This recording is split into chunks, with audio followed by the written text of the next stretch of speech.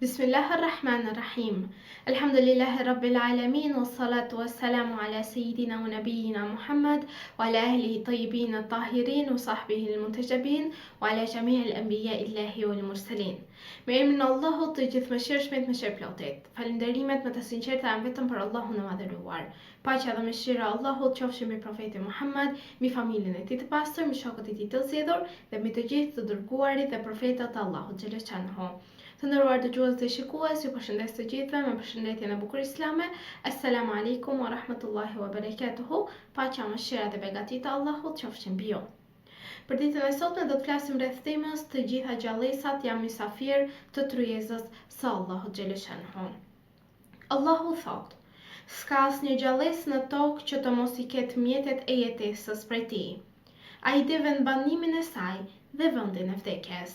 Të gjitha këto janë të shënuara në librin e qartë." Ajeti 6 i surës Hud. Ajeti në fjalë konsiderohet një argument pasi flet për furnizuesin e të gjitha krijesave. Këtë furnizim e bën vetëm ai që është i gjithditur dhe i mirë informuar, plotësisht për të gjithë krijesat. Në këtë ajet, Allahu thot: "S'ka asnjë gjallësë në tokë që të mos i ketë mjetet e jetesës prej tij.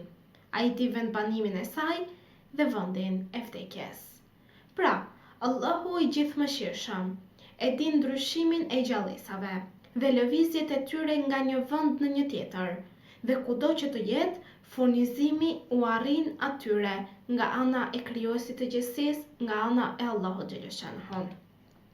Këto të vërteta janë të pohuara gjithashtu në librin e qartë, siç thot Allahu, Lauhun Mahfuz, pra pllakën e ruajtur mirë, i cila është në dijen e Allahut të lartësuar, dhe Allahu na e qartëson dhe na e tregon që të gjitha këto janë të shënuara në librin e qartë. Në këtë univers të nderuar dëgjues dhe shikues, në këtë univers të pafund, çdo qenie e gjallë është një dëshmi e bukurisë dhe mëshirës së Zotit të botëve. Allahu i plotfuqishëm, furnizuesi, krijuesi i gjithësisë, ka shtruar një tryezë të bollshme, të mbushur me begati të panumërta për çdo krijesë, për njerëzit, për kafshët, për zogjt, për insektet dhe bimët që frymojnë në heshtjen e tyre.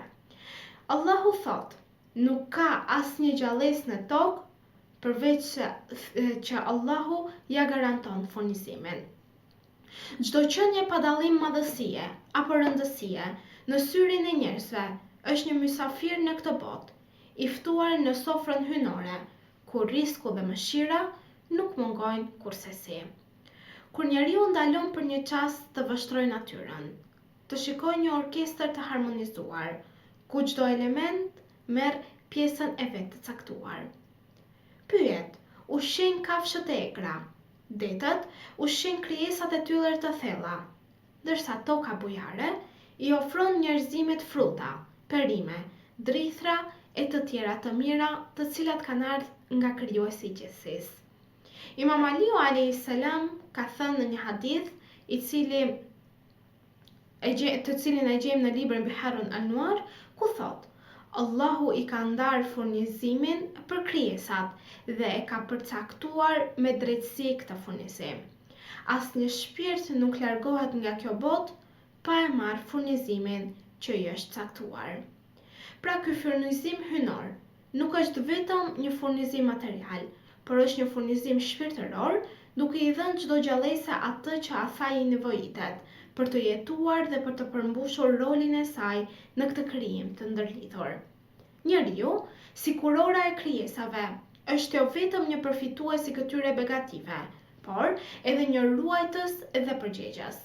Allahu i mëson njerëzit që të jenë falënderues, të kujdesshëm dhe të mëshirshëm me njëri tjetrin, me njerëzit që kanë në shoqërinë e tyre, ku këtë gjë na e forcon dhe më shumë hadithi i ardhur nga Imam Jafar as-Sadiq alayhis salam, ku thuhet: "Zoti i lartë e do atë që kujdeset për të dobtit dhe është i mëshirshëm me të gjitha krijesat." Kjo do të thotë se respektimi i natyrës dhe i çdo qenieje tjetër është pjesë e adhurimit të vërtet ndaj Allahut të lartësuar. Nuk është mjaftueshëm të marrim nga tryeza e tij, por duhet ta nderojmë dhe ta ruajmë atë me kujdes, e me respekt të madh. Nëse njerëzit harrojnë se janë vetëm mysafir të përkohshëm në këtë botë dhe fillojnë të abuzojnë më dhuratat dhe begatitë të Allahut, duke i shkatruar natyrën, duke dëmtuar kafshët, apo duke shpërdorur ushqimin, këto njerëz nuk cënojnë vetëm ekuilibrin e tokës, por edhe marrëdhënien e tyre me Zotin e gjithësisë. Kurani na paralajmëron dhe na thot: Bismillahirrahmanirrahim. Mos sillni shkatërim në tokë pas përmirësimit të saj. Ajeti 56 i sures Araf. Profeti Muhammed, paqja dhe bekimet e Allahut qofshin mbi të dhe mbi familjen e tij, na këshillon dhe na thot: gjithçka në këtë tokë është amanet në duart tuaja. Silluni mirë me këtë amanet që ju keni. Duhet pra të nderuar dëgjues dhe shikues të jetojmë me vetëdijen e thellë se jemi mysafir të Allahut, duke marrë pjesë në një tryezë të stolisur me mirësi të pafundme.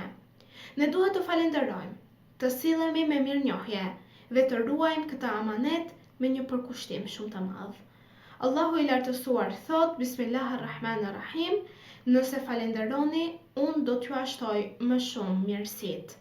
Allahu këtë ajet na e thot në surën Ibrahim dhe është ajeti 7 i kësaj sureje.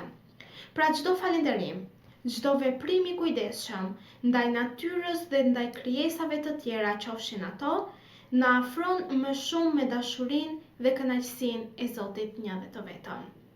Në përfundim, duhet ta kujtojmë gjithmonë se çdo kafshë, çdo pemë dhe çdo njeri është një mysafir i Allahut në këtë botë. Ne jemi të ftuar në një tryezë të pasur me dashuri, me mëshirë, me bujari, dhe përgjegjësia jonë është që ta nderojmë këtë tryezë me vepra të mira, me falënderim të sinqert dhe kujdes të përzemërt për çdo gjë që na rrethon. Dhe do doja ta mbyllja temën për ditën e sotme me një lutje ku le të lutemi së bashku. O Allah, ti që je furnizuesi i çdo gjallëse, na jep zemra falënderuese dhe duar që mbrojnë amanetin tënd. Bëna mysafir të denjë të tryezës tënde dhe më shiro në këtë botë dhe në botën tjetër. Amin. Qofshin për atyre të cilët themi gjithmonë dëgjuam dhe u bindëm, të kemi një bindje të plot në risku, në caktimin e Allahut xhaleshanhu, sepse Allahu, atij personi i cili dhe asaj krijese ose njeriu i cili adhuron Allahun xhaleshanhu me përkushtim dhe sinqeritet, Allahu kurrësi nuk e harron atë njeri dhe i sjell çdo të mirë në momentin që njeriu nuk e pret. Inshallah, Allahu na bëft për të devotshmëve, na bëft për atyre të cilët përfitojmë nga kënaqësitë e Allahut në këtë botë dhe na bëft për atyre që me këtë kënaqësi të bëjmë çmos që të bëjmë vepra të mira, të afrohemi me Allahun xhaleshanhu dhe të fitojmë xhenetin e tij në botën tjetër. Në këtë moment ju përshëndes me përshëndetjen e bukur islame. Assalamu alaikum wa rahmatullahi wa barakatuhu. Paqja, mëshira dhe begatitë e Allahut qofshin mbi ju.